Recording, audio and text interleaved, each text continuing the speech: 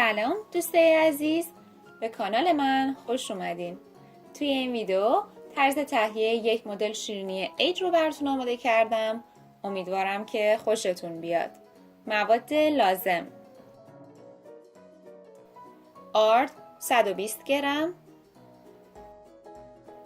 پودر شکر 90 گرم، کره 113 گرم، وانیل 1/2 قاشق چایخوری، زرده تخم مرغ 1 عدد، بیکینگ پودر و نمک نوک قاشق چایخوری و پودر کاکائو بدون شکر 7 گرم.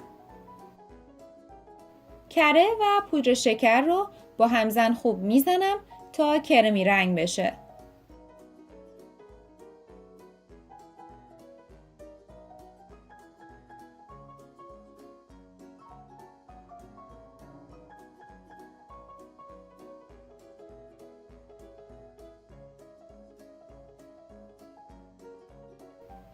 وانیل و زرده تخم مرغ رو اضافه می کنم و دوباره خوب هم میزنم.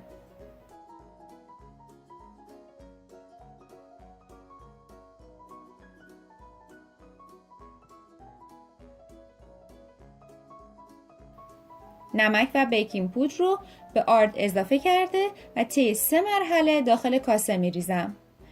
فقط در حدی هم میزنم که مواد با هم مخلوط بشن.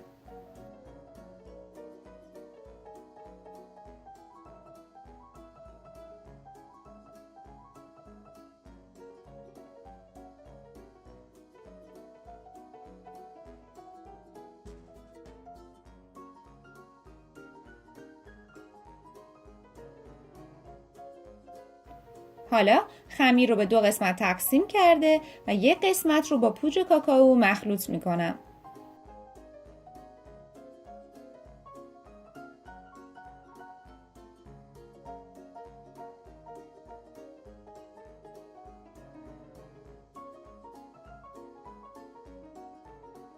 روی سطح کار آرد می پاشم و خمیر رو به قطر نیم سانت باز می کنم.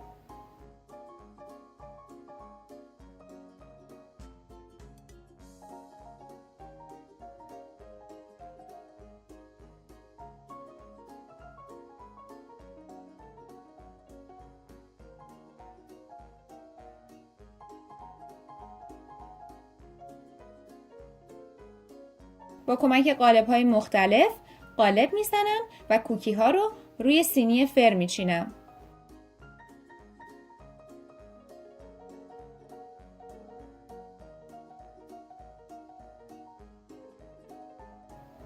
سینی رو به مدت 10 الی 12 دقیقه داخل فر با دمای 180 درجه سانتیگراد قرار میدم.